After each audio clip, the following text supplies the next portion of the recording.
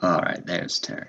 All right, so I call this meeting to order at 5:32. And on to the roll call attendance. Let's see what we see. There's Eunice. Joe's there. Aubrey. Lacey's over there. Zoe. Greg. Bjorn. Mr. ASCWU president over here. Mikhail. Nice to see you, buddy. There's Josh. Deanna. There's Brandon over there. Jacob. Jessia and Terry. Are we missing anyone today? Yeah, I'm missing one person. Messina's not here. Messina. That's right. All right. With that, let's go on to agenda approval.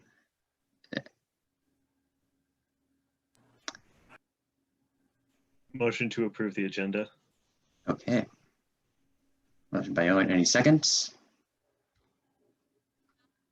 Brandon seconds. Okay. Moving on. Let's go. Oh, that's right. We got to vote. That's right. Yes. And for Mikkel and Jacob, you're going to see the vote. Please don't vote, though.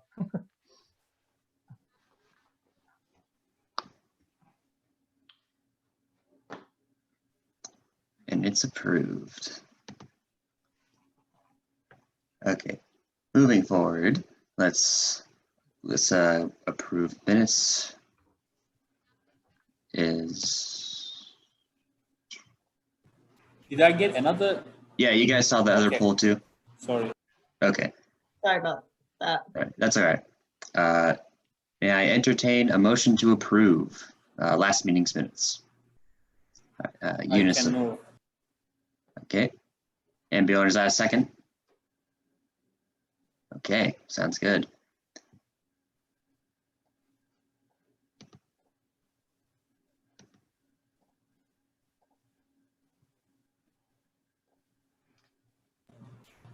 I feel like if you vote aye, you have to wear a pirate hat. You're having a lot of fun with those filters, Josh. I'm trying to one up Mikhail down there. He's got me going on seeing how I can push the limit on filters. All right, I won't do any more. You're good. Right. And you're good, Bjorn. I saw your message. All right, so moving on, we now have reports. I do not have any reports for you guys this week. Anything from you, Brandon? No, not yet. All right. Anything from our advisors? I haven't heard anything from Faculty Senate yet back about the faculty vacancy, and I know Brandon will update us on we have one remaining student position. I did put in the request about sending the email out to the whole campus, and it was denied, which I had a feeling it would, given all the things. So we can find some other ways, but other than that, I don't have any other reports. I do not have any reports either. All right, thank you guys. And Bjorn, did you have a question? To send it out to all of campus, it's not perfect, but have you filled out like a social media request form? Are you talking about the request form to do the mass email to everyone? No, there's a form that you can just fill out if you want to post or have something posted to the central social media page. Oh, I got what you're saying. No, I didn't send that. This request was really only since it came up and was asked last week by the committee. So that was the only one that I put feelers out there on. So we can definitely do that though. Yeah, would that require a motion or? No. Cool.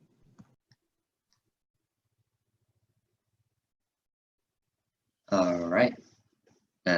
With that, I would like to move forward to public comments. Any question? Eunice. I just want to say enough before the end. Do you guys hear me? Because Yeah, we I'm can in the hear you. last. Okay. So I would like to say thank you, people who show up our event. We got more than 70 people show up, and I see some similar faces in that event. So I want to thank you. And I also want to edit that actually by doing this event, I figured that asking funding from student clubs, it was faster. We just got the funding in 2 weeks, which is, again, I want to say thank you to Brandon for bringing that motion last time, because like we got funding in 2 weeks, and also we didn't deal with it. So Sukul directly sent the money to speaker, which is we don't have to deal anything. And it takes less than 2 weeks to get the funding. So I was not supporting the motion before, but now I supporting that motion. Again, I want to say thank you to everybody. All right, any more public comments, questions, comments, concerns? Yes, Terry. So I just have a couple of questions. If this is going to be the question spot of the day. I'm sorry, I'm still trying to figure out exactly what's old business and new business and all of these things. So I have two questions. One is just to make sure I'm understanding, because I'm meeting with a student group next week. The process for student groups to get supplemental funds this year is to go to student involvement. Is that the name of the group? So, Terry, I would advise, and we can always set up a meeting outside of this too with the student group. But ultimately, what I would do, depending on the details, is advise them to go through pretty much ASCW's funding sources. And Brandon can maybe talk a little bit more detail about that, but that would be the first gate that I would advise them to go towards. Brandon, do you want to add anything about that, about presence or anything about that? Yeah, I mean, ASCWU, we can definitely point everyone in the right direction based on if they're a club, an equity org, or just students. We know all the funding sources and how to do it. For clubs, they would just submit a form through Presence, and then that one could go through straight through student involvement and student engagement, which is Michael Middleton and Jeff. If it's just a student group, they aren't affiliated with a club or an org, they can come to ASCWU. If they are an equity org, then they can go through ESC. And if not ESC, they can also go through ASCWU. So where do they go when you say ASCWU? Where do they go? They can, I mean, depending on what their request is, we'll just kind of do some emails, but they can just email ASCWU student government. I'll put in the email right now. Okay, so, but I guess I'm saying is like on the website, it says, you know, like there's some place where students can go and say, this is where you go to get it. So Terry, on just to kind of piggyback on what Brandon was saying, is sometimes the requests are really unique. And so what I usually do is if there's a student group or student that is looking to do anything specific, sometimes it's just easier if they reach out to me. And I can kind of help navigate that. And the easiest way to get a hold of me is via email. In my office, I also have a little code where they can schedule an in-person or virtual meeting, depending on if they're physically on campus or not. But email is usually the best. Okay, yeah. So that's, I'm sorry, go ahead, Brandon. Oh yeah, it's just like, it all is like pretty much, I guess, varies depending on what the group is and what the request is. Right, and I know that, like, for instance, there's one club that's starting on the west side. And so they need somebody to email or something. So I just want to be sure that I know, because they can't physically go here and they don't know where your offices are. It's non-existent for them. So my other question is, if the clubs and the are going through the student involvement process, who is going to determine, or do we have a procedure for how you determine how much money the clubs get? So because when I looked at, the last time Lacey had directed me to go look at the funding and who got funding and the different amounts the last time. And so when I went and looked at that, I noticed that there was a number of clubs that had made requests, but didn't get funded for all of the requests. So who's deciding that now for supplemental funding? Well, just to be clear, this group is deciding what supplemental is being funded for. And in the past, it's been the previous committees. As far as, you know, kind of if we are dealing with a student club or org or students in general, and what's going to happen moving forward is we are really directing them through the channels that ASCWU has. And I know Brandon's probably going to be better at kind of the details of what Club Senate is doing in some of those things. But at the end of the day, it's supplementals handled by the S&A committee. And then the other funding sources are usually handled by student councils is probably the best way to describe it. But Brandon, do you want to provide a little bit more detail on that process? Yeah, this year specifically for clubs, they have ICA instead of Club Senate. It's not that, it's a inter-club association. And they're not doing any partial funding. It's pretty much full funding or no funding. And it is pretty much being determined by the student involvement office. So that's Michael, Jeff, and their student engagement team. And so that's a group of about 4 or 5 people. And they have a rubric out on their ICA webpage, and it's out of 0 to 24. And if they get 16 or above, I believe, out of the possible 24 points on the grade scale, then they get full funding on what they're asking for. So other years when people are getting partial funding, that was just the discretion of the students, because they would discuss about it, and then they vote on how much they wanted to fund it. But this year, due to just the complications of, I guess, how things are, they just have kind of like a rubric system this year. And it's just like, if the request is filled out enough, detailed enough, significant, and I guess just like answers that, you know, just hit all the points, then it gets fully funded. And I can find the rubric right now. I can just put that on here as well. I just put the link to the ICA website on there, which has, if you go down under applying for ICA funding, it gives you the link to the form and also the funding review where it has the rubric attached to it.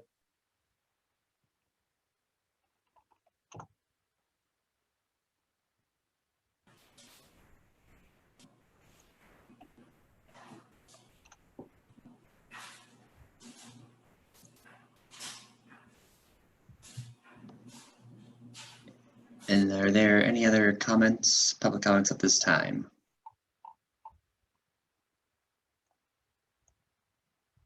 All right, seeing none, I would like to move us on to new business. And under that would be a supplemental funding request presentation today. So I'll jump in. I know this is the first one, and so I'm going to let Jacob and Mikkel kind of know, but also for you all, they're going to have 10 minutes to present, in which they'll do their full presentation. And then after that, we'll have 10 minutes to ask questions and answers. And so I say that to allow them to finish their full presentation.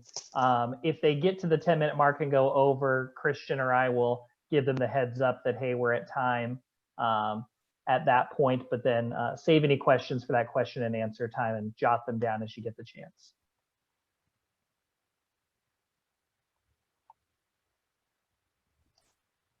And so with that, we'll turn it over to you, Jacob. I think you're the one presenting. Okay, do I have the ability to share my screen? Yeah, I just made you a co-host, so you should be able to. Thank you. Hello, everyone. Good evening. Thank you for being available at 5 on a Wednesday. I'm going to go ahead and start sharing my screen. Okie dokie. Where's the present button? Okay, it's right here. Okay, hello, everyone. My name is Jacob Robles. My pronouns are he, him, his. I work in student government. I'm the Director of Equity and Multicultural Affairs. there's probably a lot of new faces. So what I do in student government is I work with the Equity and Service Council and work with diversity efforts on campus. Equity and Service Council is comprised of the organizations on campus that represent marginalized students on campus. So that's just a little bit about what I do, in case you all don't know. But I'm gonna go ahead and start.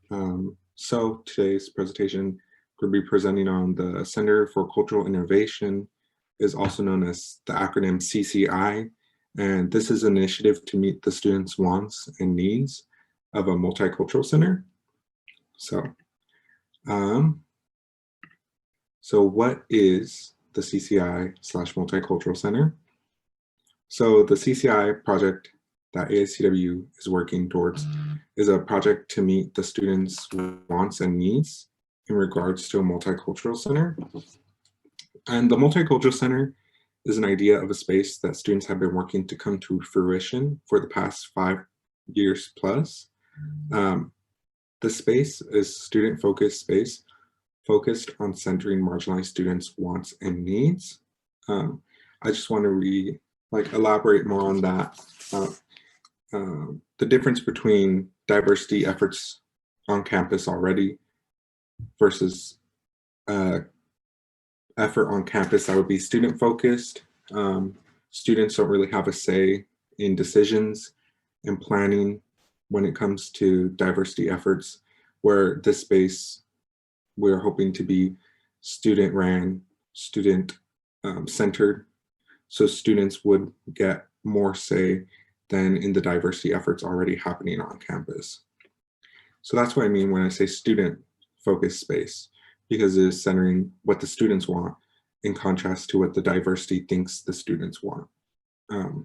The space we're currently looking at is the south side annex of the old Heat building, which is south of campus. This is the old Heat building. She is pretty. It is wonderful. If you've ever seen Domino's, you'll see it. The south side annex is the front of the old Heat. The south side annex is more towards the back. It's also accessible to the left of the pipe. So that is the space we're talking about. Okay, what is this funding request going to?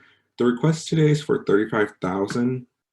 This request is going to contract an architect and their team. This contract won't exceed the amount based on a contract with the contractor, but because CWU and the firm already have prior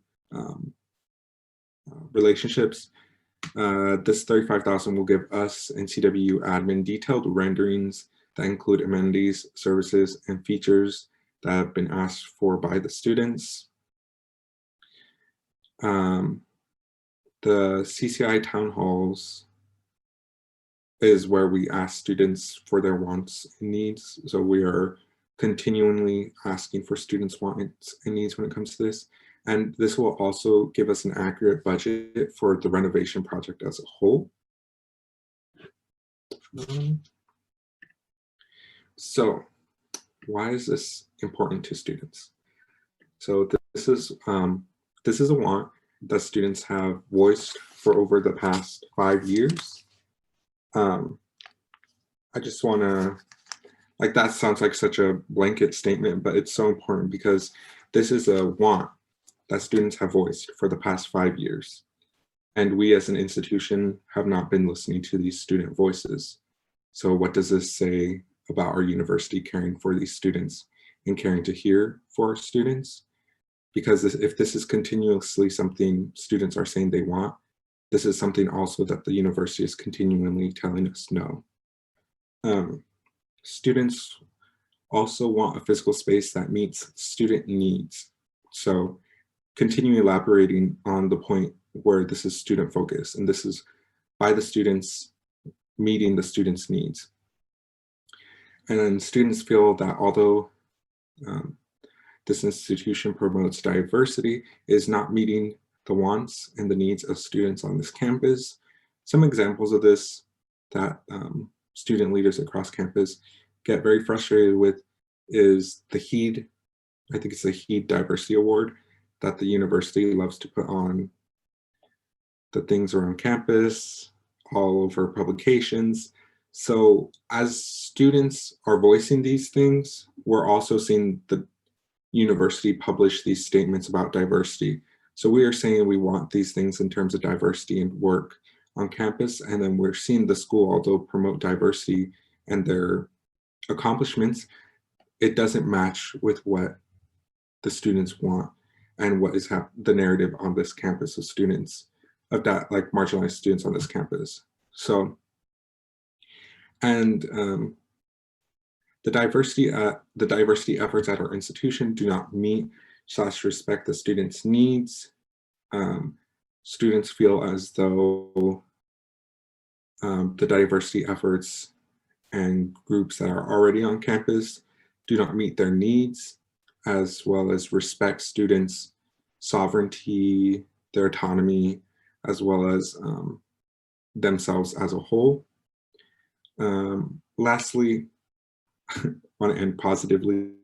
This space means much more than a space.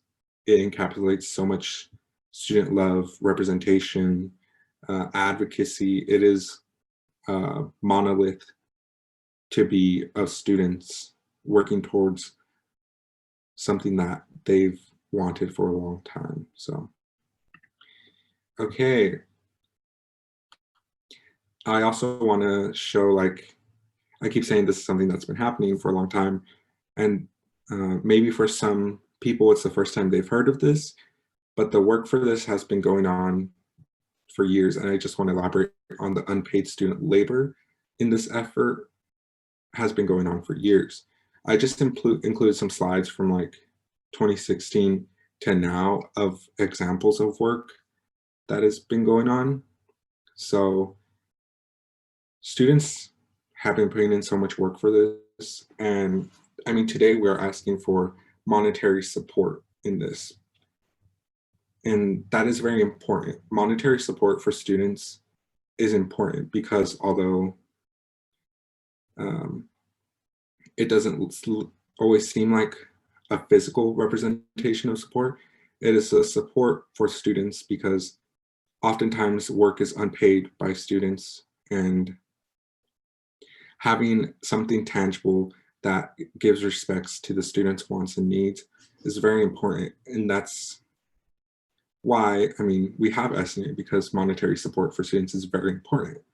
So to respect students' work and initiatives, monetary support always has to be given. I mean, we see with Student Senate, they're giving them, paying them this year because, I mean, we can no longer be relying on students to push for the university efforts and continue to work unpaid when these are initiatives that the school should be handling themselves by paid professionals.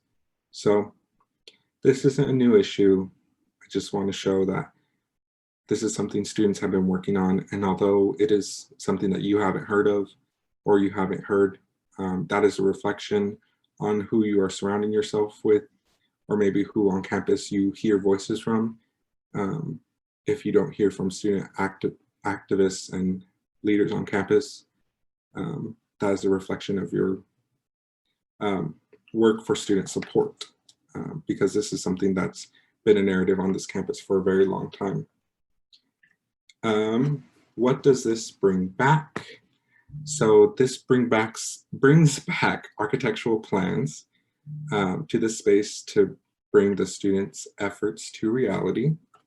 And this is also tangible representation of a space in contrast to years of students holding the idea of this for years. So tangible representation of an idea is very important. If you look at how I'm presenting things to you today, I'm presenting things to you as an idea rather than having something tangible to show you. And this is very important for students because when we meet with admin, when we meet with professionals, it's hard to convey an idea if we have nothing tangible. So I'm conveying things to you as an idea, but if we get this tangible representation for this idea, it helps so much, especially for students who continue to advocate for this. And also another positive, generational support for students for years to come. this project would be a building for students to appreciate, exist in, and just be themselves in, and it would be wonderful. So the next steps on this project all depend on what we hear back, and we don't know any further costs or procedural plans until then, and that is why this step is so important. Lastly, who supports this effort? At the tippity top, we have President Gaudino, Student Senate. For those of you all who don't know what Student Senate is, there are student representatives of all the colleges, as well as ESC and the general student body. So the Student Senate represents students' voices all across campus, in the colleges, in ESC, in the general student body, and they all voted unanimously to support the Multicultural Center. The ASCWU Board of Directors all support this initiative. Greg Heiselman, Dean of Student Success, supports this initiative. Linda Shackler, Chief of Staff, also supports this initiative. And saving the best for last, because all these big people in the president's office don't really mean much, or Dean, like, you know, higher admin don't mean as much as the students. So I just want to reiterate that we have student support on this, and we have had student support on this for the past 5+ years. So I believe that is my last slide. So I will go to questions. You can pull me out of, or should I stop sharing my screen to go to questions? Okay. Yeah, you can go. Sure. This is again our first time doing this. Jacob, you get to be our test run on how well we do with it. Okay. If you have questions, go ahead and either raise your hand or signal and Christian will call. I don't think it'll be that chaotic, but making sure that Christian calls on you, go ahead and ask your question, and then Jacob or others will go ahead and answer it. We'll have about 10 minutes.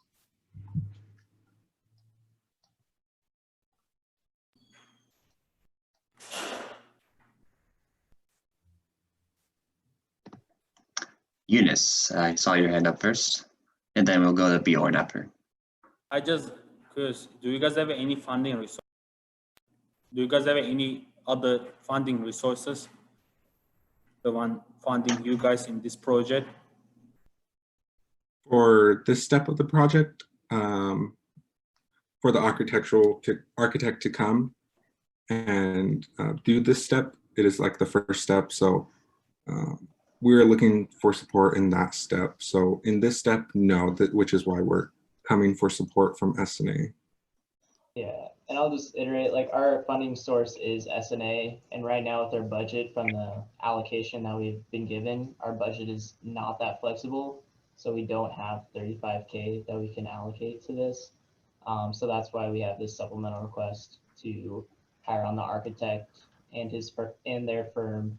And so we can get, renderings of what this phase 1 will look like, as well as they'll attend our town halls that we'll continue doing. So that means they'll include, the students' services and amenities that they want, as well as it gives us an accurate budget on what this will actually cost. Thank you. All right, so Bjorn was up next. What kind of resources is the CCI hoping to provide? Good question. So we're looking at PER spaces, as well as meeting spaces, as well as a kitchen, like so students can have access to a kitchen, as well as catering will have access for student events to use that kitchen. So one of the things we talked about was like the cultural graduations, like let's say Black Grad, they order through catering, and that way the catering can have a space in that space to set up, and as well as like feed students who use that space. all gender restrooms.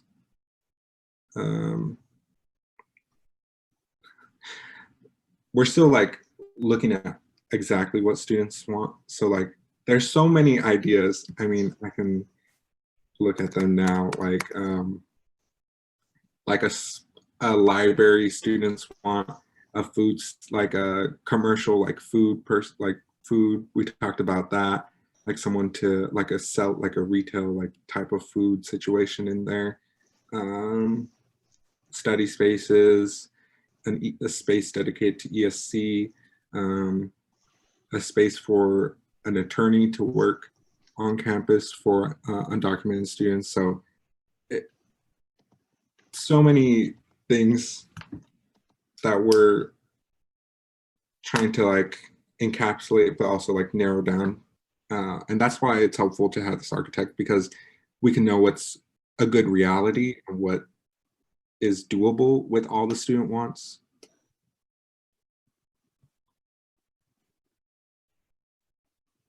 Okay. And then Jess was up, and then we'll go to Greg after her. Hi, I'm sorry if you said it before. My computer's been cutting in and out. So you don't have funding, obviously, for this architect piece or this phase of it, but is there something determined for like a funding source for the actual remodel, that bigger amount of money, or is that going to be a future request here as well?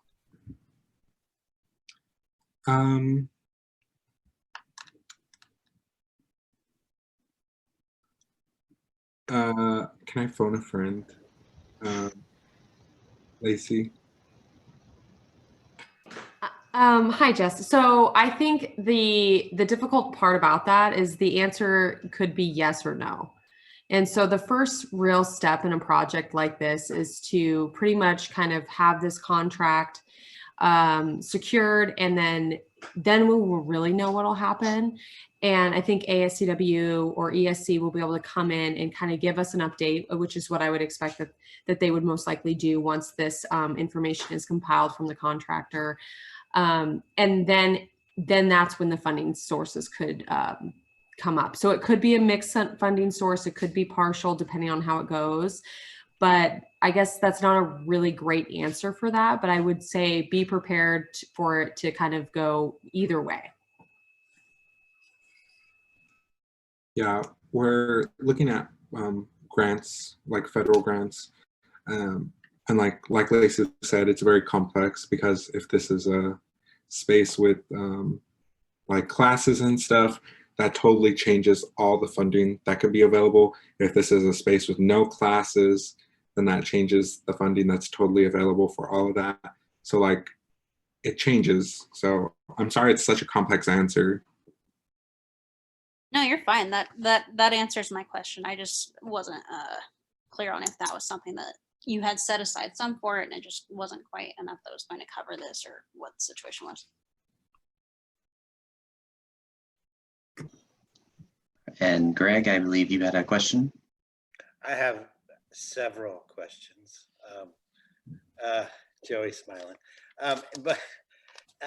So, I mean, but maybe a comment to begin with is that I agree this is really necessary, a space like this for our campus. I think that it's fantastic, and all of the things that you want to do with this place are heroic. I mean, we need it desperately. I think so. But knowing the other side of the process, it's like all these other questions are coming up, and I'm probably they must be addressed if you actually have the stamp of approval of the president. Then maybe it doesn't matter, because we already put a lot of money into that building and kind of destroying it, renovating it, but now it sits there empty with a dirt floor, I believe, still. And you're talking about the whole space, right? You're the whole building or partial? Currently just partial, just I think you would know, since you know that it's dirt, it'd be like that side, the dirt side of campus, not the front facing like part that's closer to like Barge. But yeah, we hope to eventually, currently our priority is that one part of the building, but eventually it'd be the whole. And so I'm thinking, okay, that when we hire an architect, usually there's a process, but it sounds like you've already selected the architect. So is that a done deal, or it's somebody that was already working on the building maybe, or something like that? Or do we have to go through a process, or is it already secured who the firm is? Yeah, we are working with capital projects. So Joanne, who's our CWU project manager, it is the architect that worked on it in the past. So they already are familiar with the building, as well as we already have contracts, had contracts in the past with them. So with that, they're pretty much the architect that we'll be working with. But yeah, I don't know, Lacey, do you have anything to add on to? No, Brandon, I think you just answered all of that really well. Because 35,000 is pretty low for something like this. I mean, it usually should be close to 100,000 or something, right? So that seems low. But maybe if it's somebody that's worked on it, so that's great. It's a state building. So if this turns into like the CERC and student funding, is there a conflict there, or is there already an agreement there? Do we have to just think about that down the road? I'm wondering if there's already a design committee. Who's part of that? I mean, usually when we do a building and we do an architect review or design, there's a committee. So obviously it would be students, but I'm going to assume that there should be some facilities people and some faculty in some way maybe that are part of that. So I don't know if we've considered that. Maybe we'll just go through my list and then we can, if we have answers to these things. And you know, I don't have access to the master plan anymore. I know that building's on the master plan and there was a plan for it. So does that have any other effect on all of this as we move forward? Anyway, okay, that's enough questions. Okay, so, okay. I'm glad you brought up that like this building has a race on it, and probably why it's so much cheaper as well, like you touched on, is because it already has the groundwork done. It already has electrical, plumbing. So it has all the bones and all the structure of a good building, which is why it probably is going to be cheaper, because so much groundwork has been done. Give me trying to remember your questions. Is there a committee already established to work with the architects, or how will you do that? Yeah, we have a project committee right now, and we have Linda Shackler, Dean Gregg, our architect on campus, Joanne Hillman. We have we do have like a pre-design committee.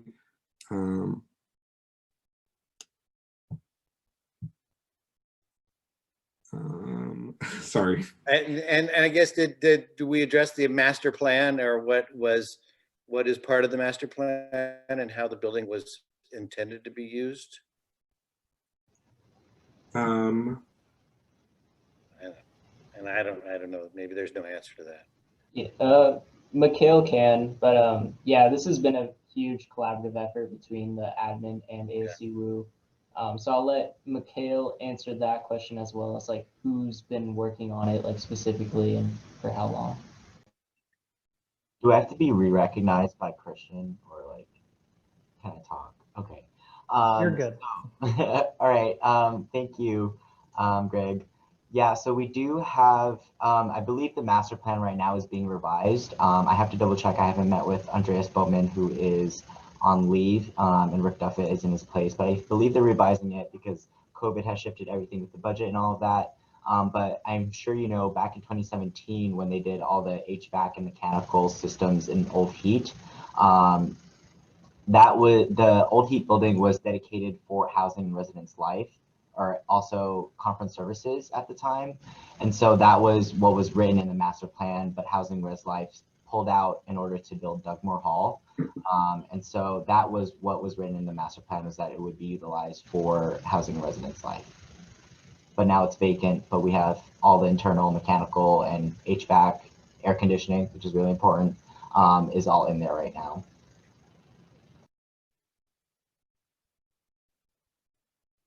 Cool. And I'm, I assume, I know that, I think that was state funding, capital money that did that. So, and I guess that's just that funny line, Lacey probably knows, or that how it gets funded if, you know, if it becomes a project, that if it's student funded or state funded or collaborative in some way. But all right. Yeah, it's a great idea. I mean, it'd be fantastic to see something like this though. All right, so I would like to point out that we are currently at time for questions. But Terry, I did see your hand up, so we could extend for 5 minutes if that is okay. Is that all right, Joe? We would just need someone to motion to say extend Q&A for 5 Okay. minutes, second, and then vote. I motion to extend the question section to 6:17 p.m. I second it. Okay. And then we need discussion, or we just go to voting for this? Was it? We can just go to vote, yeah. Okay.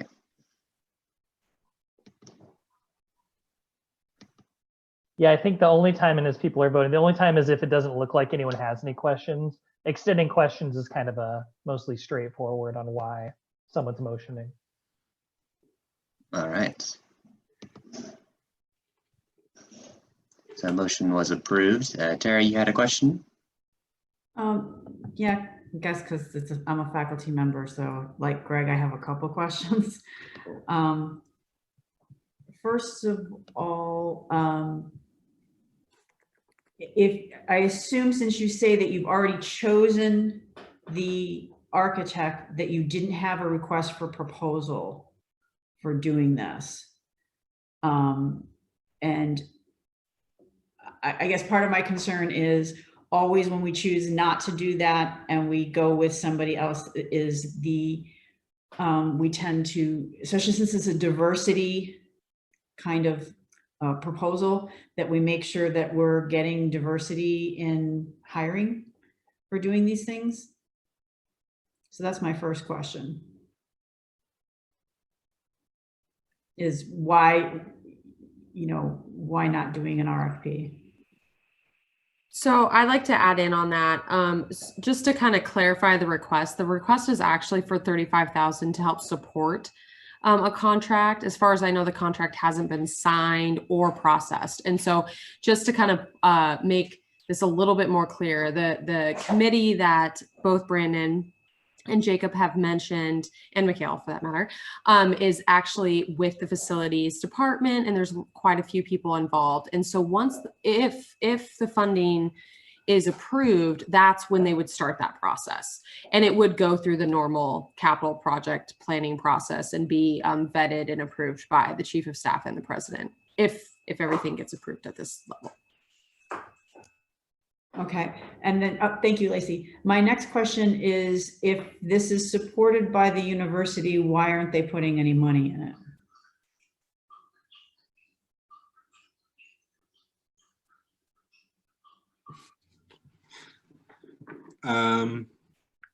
I think that's a good question for the university. I think as a student, I know that that this isn't something new, that the university won't support this. I think the university is focusing on budgetary for the next couple of years. I do want to say we do have so much support in federal-wise funding from staff to help prepare for what's to come. And because it is a student services building, it has to be funded by the students. So if you think of the CERC, how it's funded by the students. So again, complex answer, but I'm not here to make the university accountable. I hope they would do that themselves though. Okay, and your answer kind of leads me,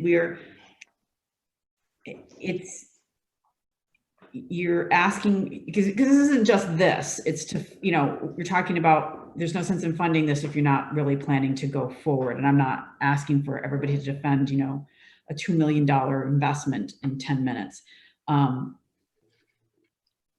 However, if you're going forward with this, it's not just building the building, it's then maintaining the building afterwards. We typically go all guns and get a building built, but actually a lot of the money is in maintaining the building and employing the people then who are part of that maintenance. So really what you're doing is, just like the CERC, we have bond payments that the students have to make as part of CERC. And again, I'm a faculty member, so it's not coming out of my pocket, it's coming out of the students' pockets. And so my concern is that students, this is a long-term decision that you're going to make, and it's going to cost students money over time. And I have continuously heard from students that they are tired of paying for things that they don't utilize.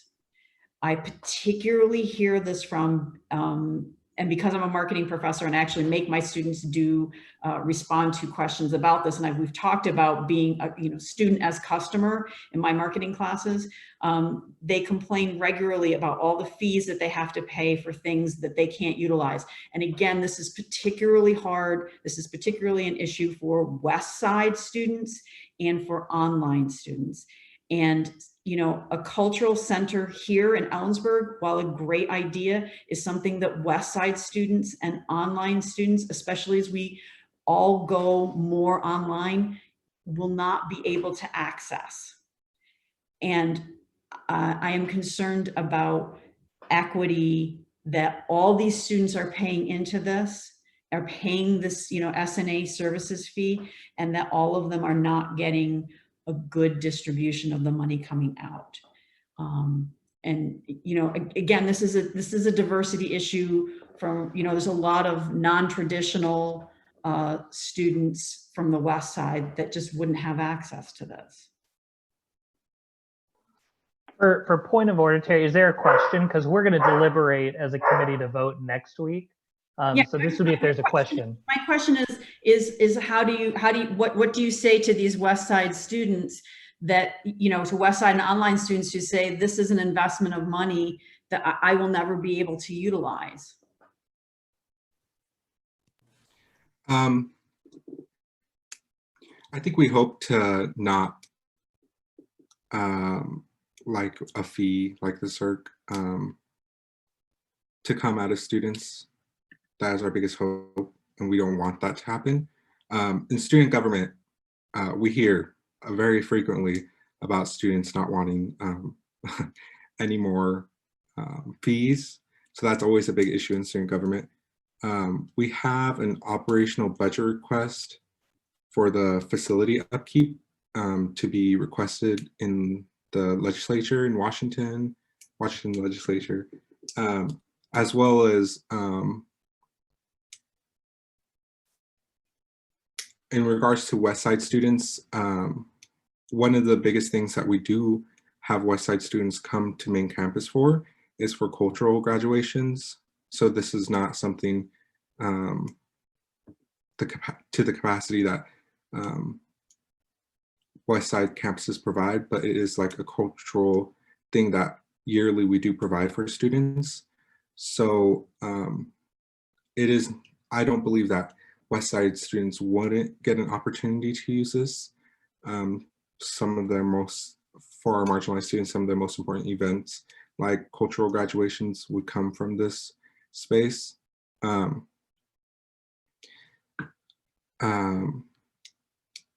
I do hear your concerns. I do hear those concerns from students as well.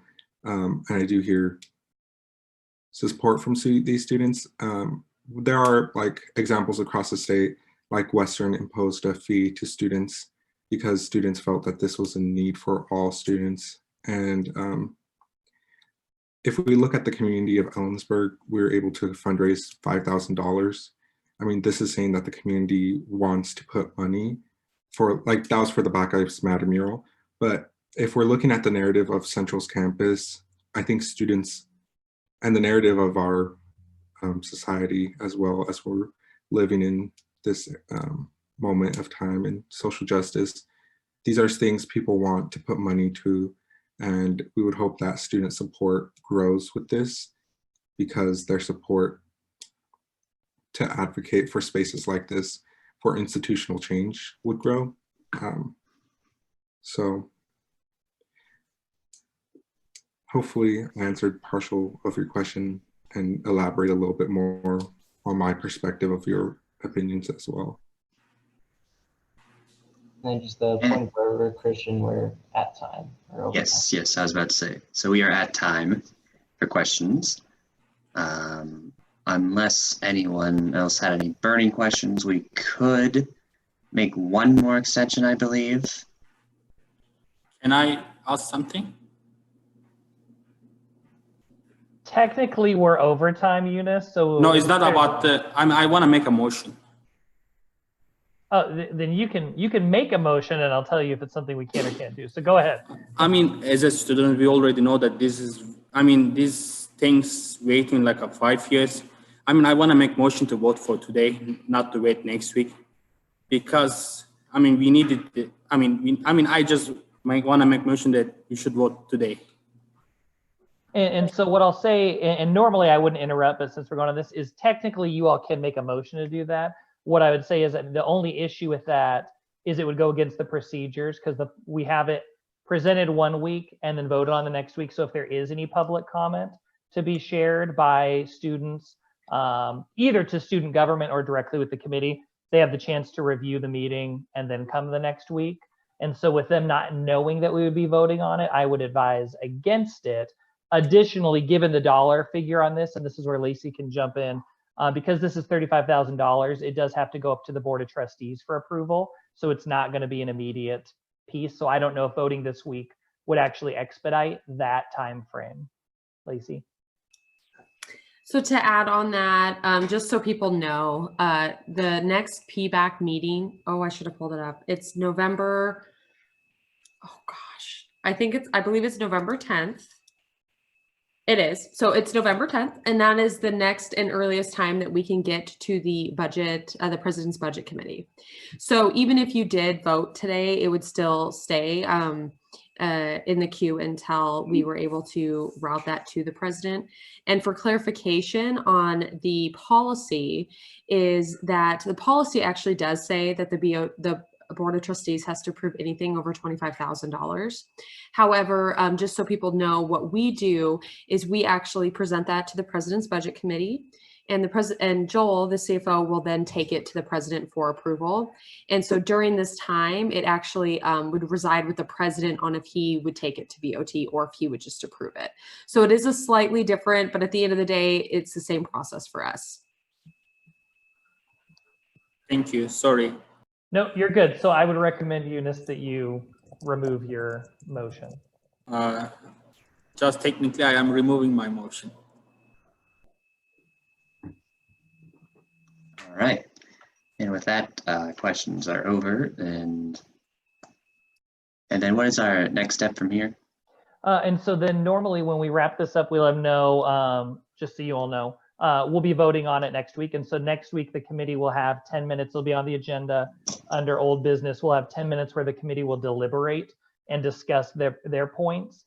You all are welcome to be present, although unless you get specifically called upon, you just get to sit and watch from the gallery at that point. But the committee will discuss and then potentially make a motion to approve or not at that point.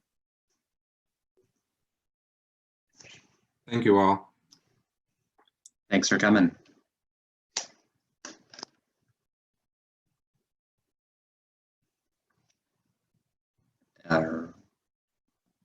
Okay. So,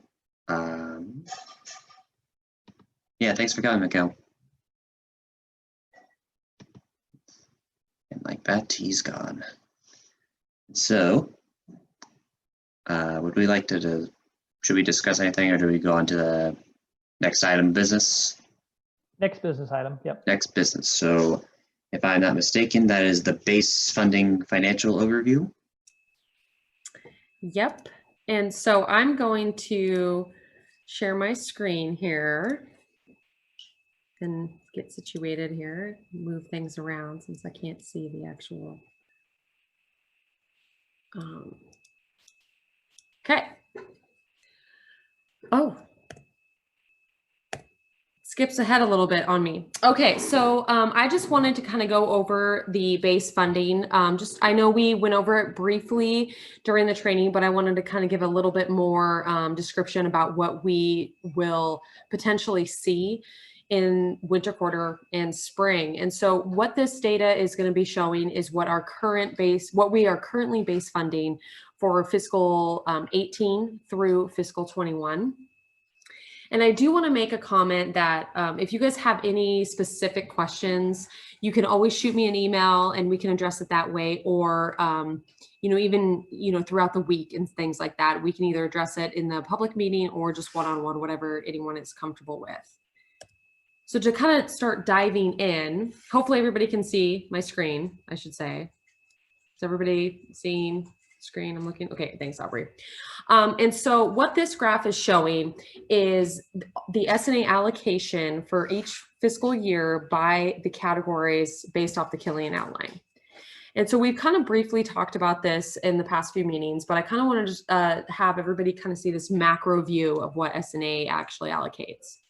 And so you can see that the biggest category that we have here is the student activities and programs. And so the next kind of in line, and so it would be the support costs and facility and bonds.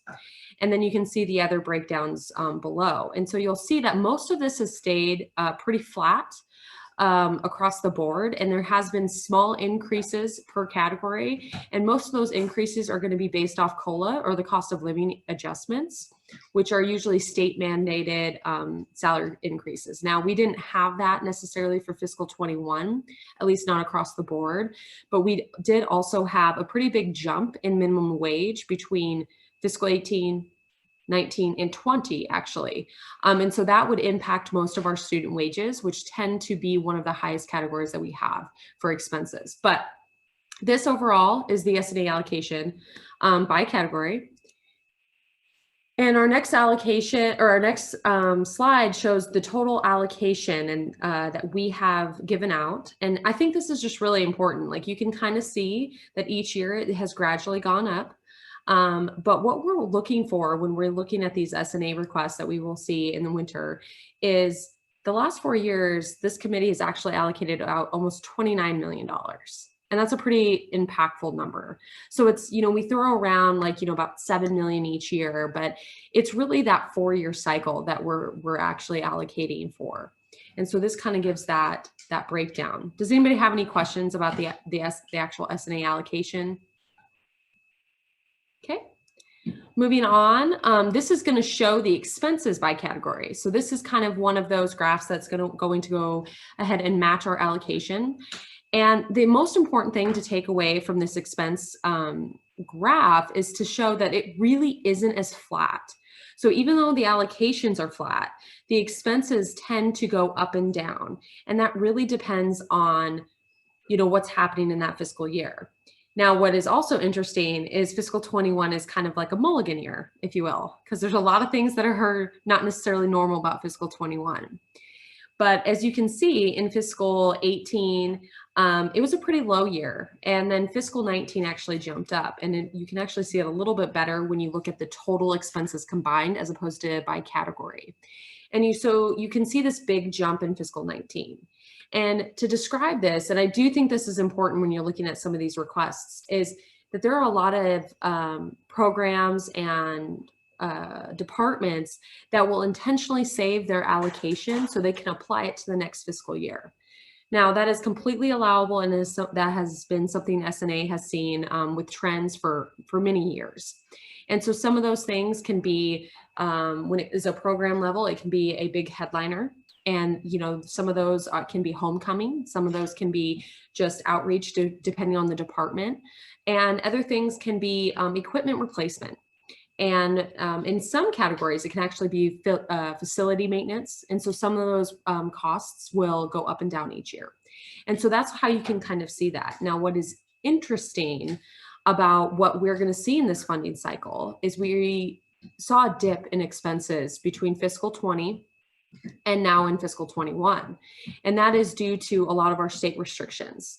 So, and you guys and our students know this more than anything. We've got a lot of restrictions based off of our programming and our honestly, our gathering.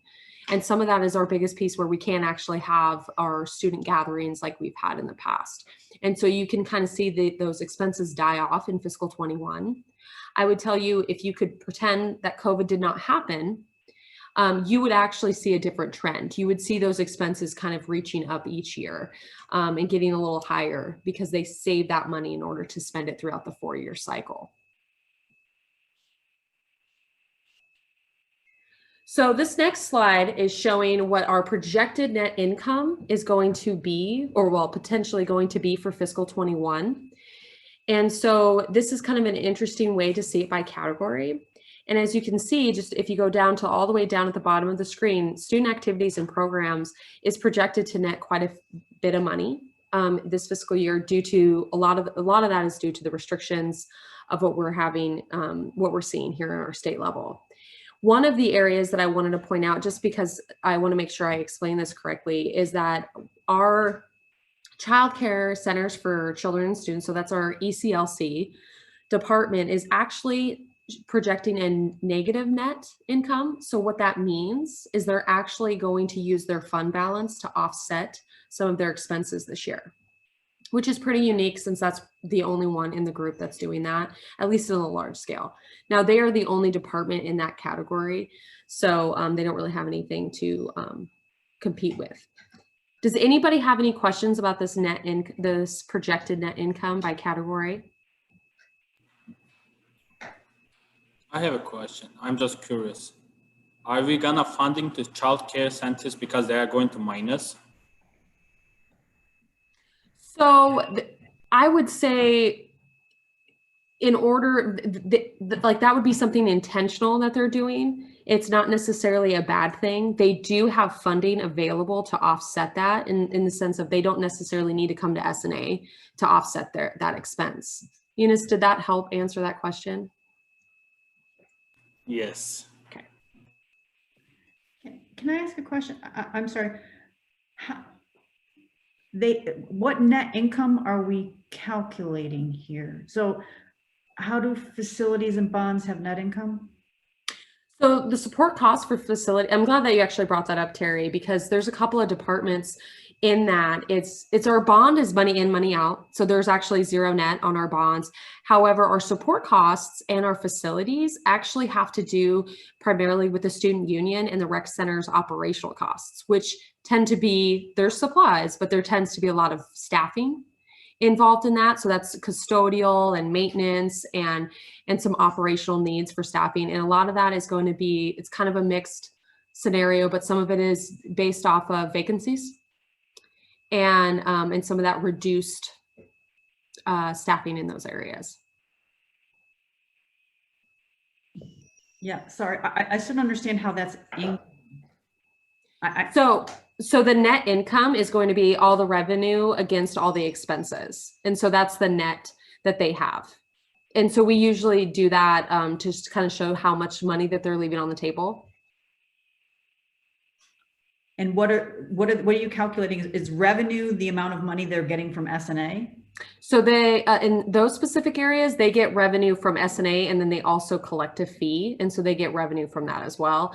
And in some cases, they get revenue from sales and services, depending on the scenario, which is really only one department. Okay, yeah, sorry, I'm just, again, it's probably because I'm a business professor, but so you know, like extracurricular, by having them all jump together, it makes no sense to me, but that's okay, keep going. Okay, well, Terry, I think it might be best if we can set some time aside and we can walk through this in a little bit more detail, but I'll continue through the slides right now. So is it just their allocation minus their expenses? So it is not just their allocation. Like I said, they have other funding sources as well. Now, that's not necessarily a blanket statement for every single area on this list, but specifically for the support costs is they are supplemented by a different fee. So the rec center has their own rec fee and the student union has their fee as well. And so they are supplemented Some of these areas are 100% base funded by S&A. So like student clubs and student government is 100% funded by S&A, all of those categories. So it's all of their resources that they collect against the expenses that they're going to project to spend this year. There is a question in the chat from Bjorn, just asking if the organizations have extra money going into fiscal year 22. So based off of our procedure, the majority of the funding will actually roll back to the supplemental budget. So for those areas that are 100% funded by S&A, so I'll just take student clubs, for example. If student clubs actually leaves any revenue on the table at the end of this fiscal year, that will roll back 100% to the S&A committee. But the difficult part is that there are some areas that doesn't necessarily apply because they have a mixed funding source. So they don't just have S&A allocated to their department or their program. They're supplemented by different funding.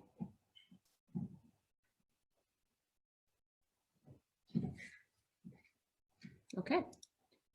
Moving on. And so this is just to really show the revenue versus the expense by category. And so this kind of goes by, and you'll see at the bottom of the graph what's probably just easier just to say that these are departments or programs. The support costs and for facilities, they really have the bond payments for both the sub and the rec portions. And then the university rec administration and the student union operations are ultimately their operating departments for both the rec and union. And then you have the student union custodial, and then you also have the student union engineering department. And so you'll see that the majority of the revenue that's going to be left on the table is primarily with the departments that have staffing underneath them. So moving forward to the student union publications and other media, again, the format is similar, is you'll see the departments underneath. I did want to kind of highlight something because it's a little strange on the graph, is you'll see the Observer and Pulse and Central News Watch and Wildcat Films are in there. And then there is not a forecast out there for Wildcat Sports Network. And I wanted to explain that. And so in this specific scenario, they are funded for student staffing to do sports network for the student, our current student athlete programs. So that's football and basketball and so forth. And so right now, we're not having in-person sports, and so that's not happening. Now it could change potentially, maybe in winter or spring, but right now they don't really have any solid answers of that necessarily impacting the wages in that category. And I thought that was kind of unique for the committee to kind of understand that, is that there are some areas that are literally not able to do what they were funded for due to outside restrictions. I have a quick question. What is Manastash? I never heard it before. That is a publication that is done, and I don't know, Joey, you're probably going to do that better justice than I would. Yeah, that is actually a publication that's done in conjunction with the English department. And so there's a collection of student works that get submitted and reviewed by student editors. And then they have an annual publication that they actually print some of those works out that get selected. And we'll have a digital as well as a physical copy that gets produced each year. Okay, thank you.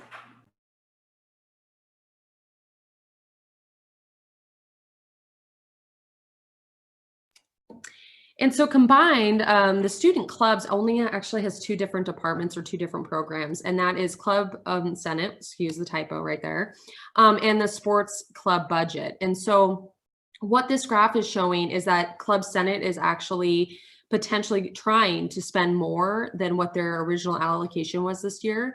But that is primarily due to the fact that they had funding last year that wasn't allocated ultimately because of the restrictions and spring quarter being, you know, almost shut down, at least in the sense of the activity for clubs. And so that you can kind of see this intent of Club Senate trying to spend into their reserves or their fund balance, depending on how you want to word that. Now, sport clubs is almost the exact opposite, is that they cannot spend what they've been allocated because a huge chunk of their budget is actually allocated to traveling. And I mean, Club Senate is in a similar boat where most of their expenses had been travel in the past. And so Club Senate is just trying to reallocate those in ways that they have found to help support students. But sport clubs is a little bit difficult. And I want to highlight something that Brandon had said earlier tonight is that the ASCW funding is really specific, and it can almost kind of hurt them in some ways when they aren't able to travel, for example. It's what do they do with the funding? And so you'll see primarily that gap in sport clubs due to expenses like that. For Club Senate, oh, sorry. Oh, go ahead. For Club Senate, that's the budget. It became the ICA budget this year, right? Okay. Correct. Sorry, I keep calling it Club Senate. Old habits die hard. Okay, and so the next category is student government, and you'll see the student government departments down at the bottom. And one of the things that I wanted to point out with this graph is the board of directors budget. And so for those of you that were on the committee last year, you'll remember this, but this has been something that has been kind of ongoing. And so you'll see that the resources exceed the expenses for this year. The reason why that is that they were approved and awarded last year for this year to offset the minimum wage that the BOD members have been, like their budget has been incurring each year of the funding cycle. And so to kind of give you some history about that is at the beginning of the funding cycle, they had a reserve balance. And throughout a very long process, they got approval to increase their salary based off of the minimum wage increases. And this was happening in fiscal 18 and 19. And so that once that was approved, they were approved to spend into their fund balance to offset that expense. And then they knew that wasn't going to last the full 4 years, but they wanted to extend that as long as they possibly could, which was last year. And so last year they ended the year with a deficit. So they ended with negative money, if you will. And so the committee approved and awarded to offset that negative. And that's why you see that. So at the end of the day, they will actually net probably really close to zero once fiscal 21 concludes. And you'll see that's pretty on track for ASCW. Okay, moving forward, the childcare category only has one department. And this is kind of one of those things where you'll see that their resources, they do receive S&A funding, but it's only about 50% of their revenue that they collect all year. And so they also do charge for their services as well. And so you'll see that their expenses are projected right now to go a little bit into their reserves that they have. And it does make it look a little bit strange, but I do want to just clarify that these are projections. It could change, but that is at least the plan for right now. And we'll actually know more when they submit their annual report December 1st. Lacey, so students are funding this, and I know I guess we're funding it halfway, but that's pretty significant. And so students are still like incurring expense too. They're still being charged. That is correct. So the students do get a reduced rate, but staff and faculty, they pay the full rate. Okay, thank you. Mm-hmm. So this category, you'll see is kind of, the last two categories are pretty big and are pretty general. And so you'll see, you know, we have the S&A marching band, S&A music and pep band, theater arts, community garden, museum, international studies, campus activities, and homecoming. And I think some of these things are just really extracurricular. and, you know, kind of outside that classroom and somewhat activities. And so I do want to say, even though we have 2 categories, it can be difficult to know, and I'm going to skip forward a little bit just to see the student activities and programs is a huge category. So sometimes these categories really do need to have a little bit more time allocated to them because of the sheer amount of departments and funding sources that they have. But it's still kind of the same story. There are certain programs that are not able to travel and do certain things. And so you'll see expenses that are not forecasted. And others are forecasting expenses in hopes that they can find ways to help support those students in a potentially unique way while adhering to all the COVID restrictions. And moving on to our last category, which is our biggest, student activities and programs. There's a whole heap ton of programs down here, but I have another slide that's a little bit later that we can actually really read those titles. There really isn't a conducive way to put this on a small screen and kind of see all those details. But I think the intent behind these categories is to put like areas together so that we can talk about what's important about those areas and what the students want from those areas. And student activities and programs is going to be a huge area. And based off just the sheer dollar figure, we should be allocating more of our time in conversation around this, because this is where the majority of the funding actually goes to. So to kind of skip forward a little bit, this gives a brief summary of what departments are in these categories. And so we talked about this one a little bit. So, you know, there's custodial and engineering and operations and our bond commitment. And this dollar figure over here, this 7.8, is actually the entire allocation that they get for the 4 years. So I don't want to confuse anybody. So this is all combined. So think of it as a 4-year scenario.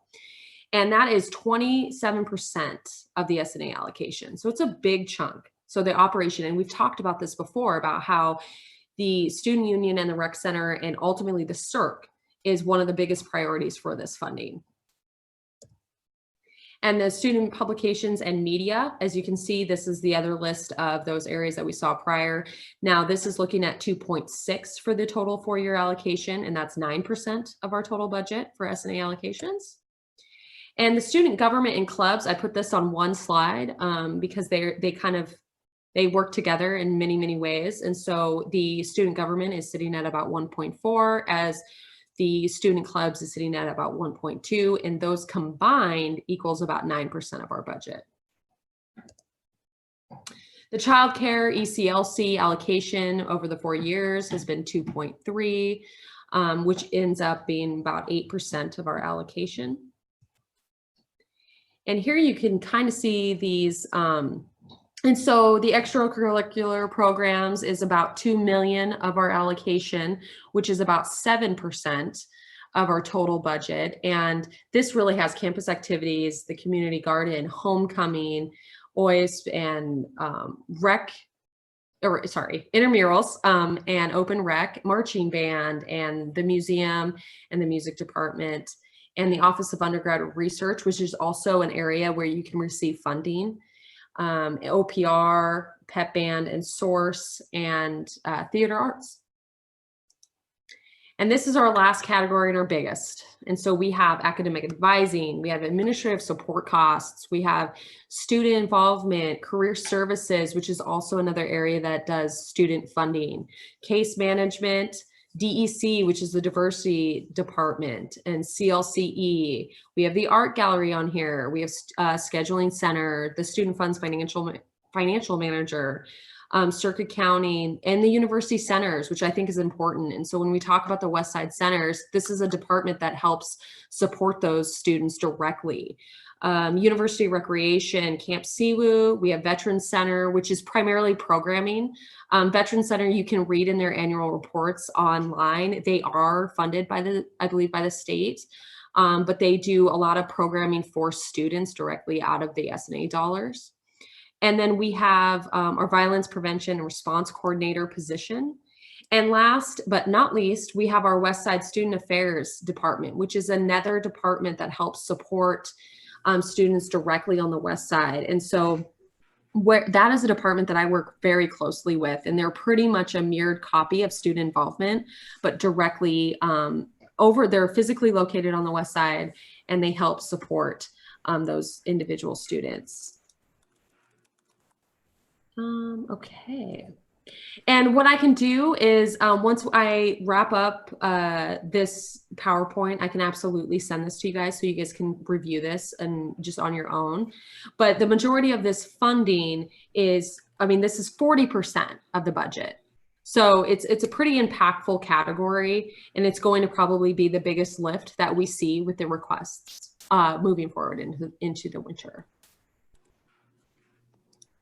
Okay, is there any, I know we had some questions back and forth, but are there any questions after that presentation?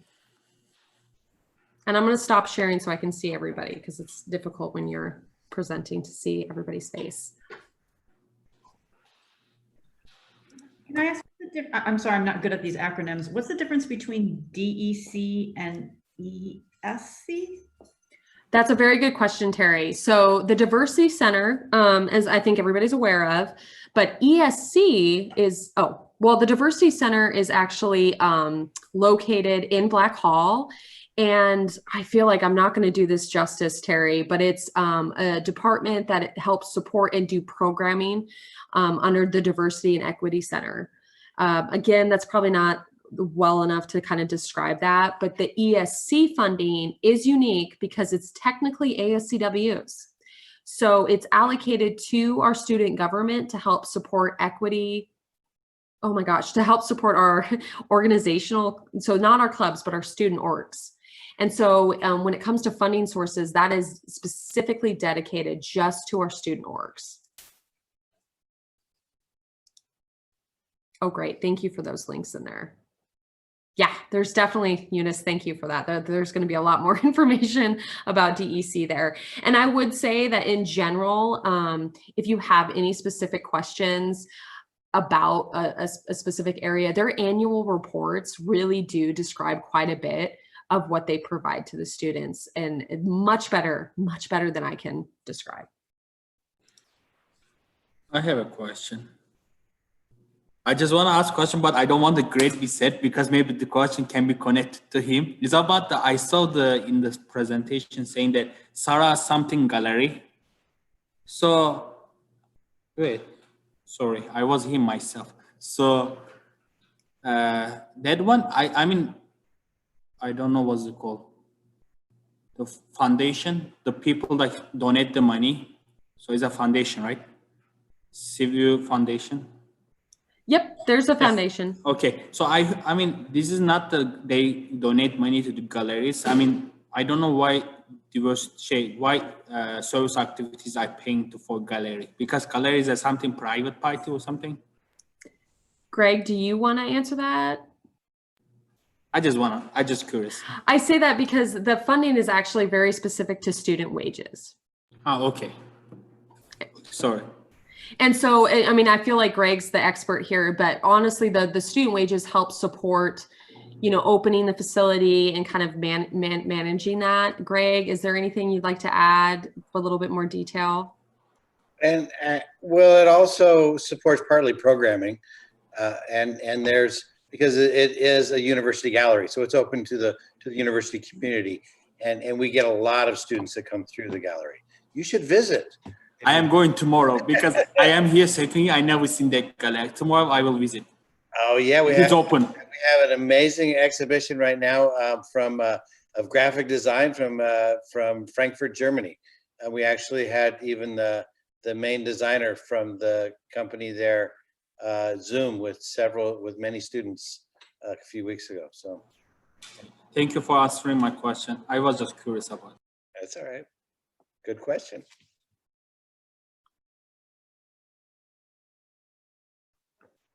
And this is less a question, more to go off of kind of what Eunice just said. Next week, just as a reminder, is going to be our last meeting for the quarter, because then we'll have finals, or no, then we have Veterans Day and then we have finals. And so with that, with this overview that Lacey kind of gave, and I put a link in the committee chat to the annual reports for all of the units. And so when you go to each one, you click on it, you can not only see their annual report for the last years they've already submitted, you can also see their actual base funding request from 4 years ago to see what was put in there. But I would say if you all get the chance, and this is kind of the assigned homework now that I'm giving you all, to go in and take a look at some of those and come next week with specific questions you might have about any of them, because that's going to be, next week will be the last time before we start hearing the base funding requests in winter quarter. And so if you have questions about them in advance or things you want to talk about like what types of questions should we maybe be asking when those come up, that's really going to kind of be on the docket for next week as we go into that. And so definitely more questions like what Eunice just asked would be great for us to touch base on ahead of time and get you all in the mindset of looking at what we're already funding. Do these documents have records of how much of a base organization's funding comes from non-S&A sources? Sweet. So they do have a line of what, like if they have any, let's just say it's 50% funded by S&A and 50% funded by other sources. They don't always just necessarily describe those details. And so sometimes that would be a really good question is how do you get your other revenue?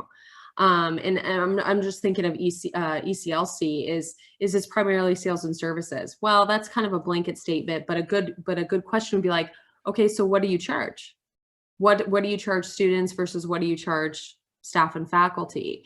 That's just kind of one of them. And I know Student Union has charges as well. And so you can kind of, not necessarily just ask what is like your breakdown, but how did you get that money? And what do you do to offset some of these other expenses?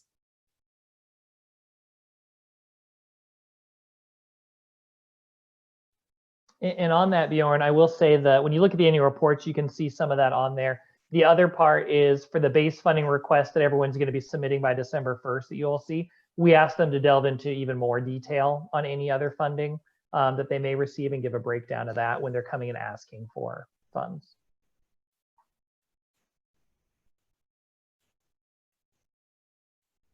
Are there any more questions?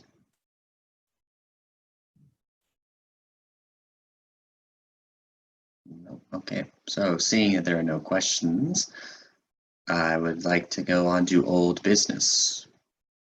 Any old business for us this week? Nope. All right. So with that, let's go to other business, that being communications received.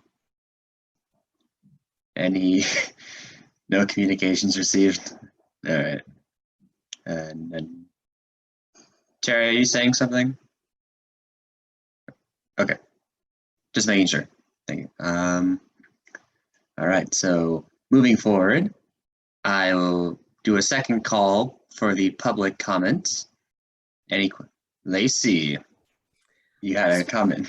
I did. I just want to kind of add that once I send out this PowerPoint and you're able to kind of, absorb it and things like that and look at the website, please feel free to reach out to me at any time and ask me questions. And, and even if it's something that you think is a silly question, I promise you it's not.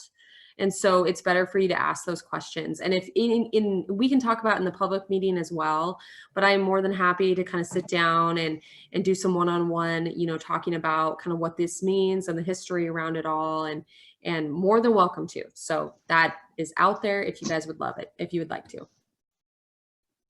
All right, thank you. And then Eunice, you had your hand up, and yeah.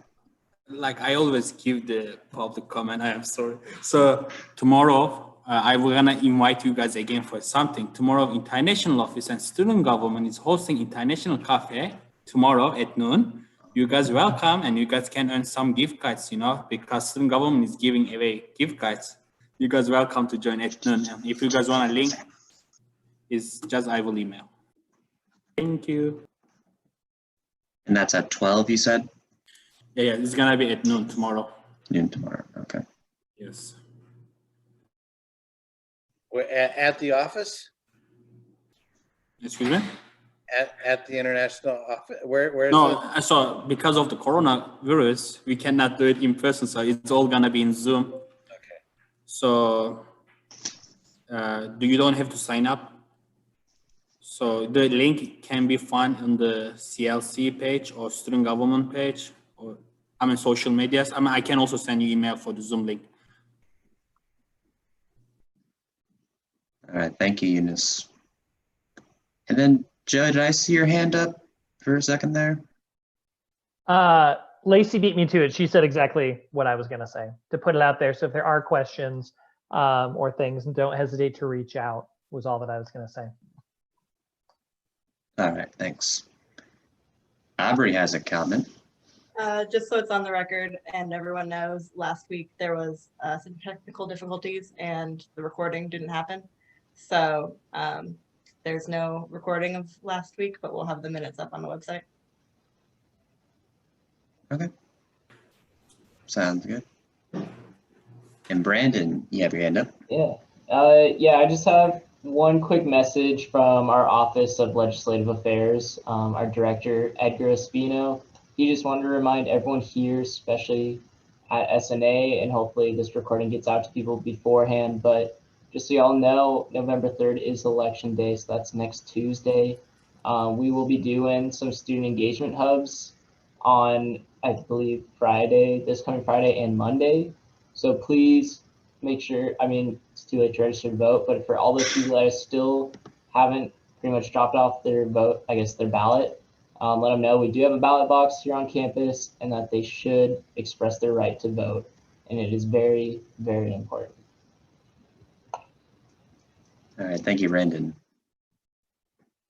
And are there any other questions, comments, or concerns?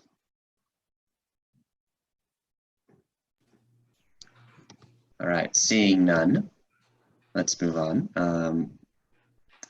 May I entertain a motion to adjourn today's meeting? I can make a motion that we can finish the meeting today. All right, Eunice motions. Seconded. And Bjorn seconds.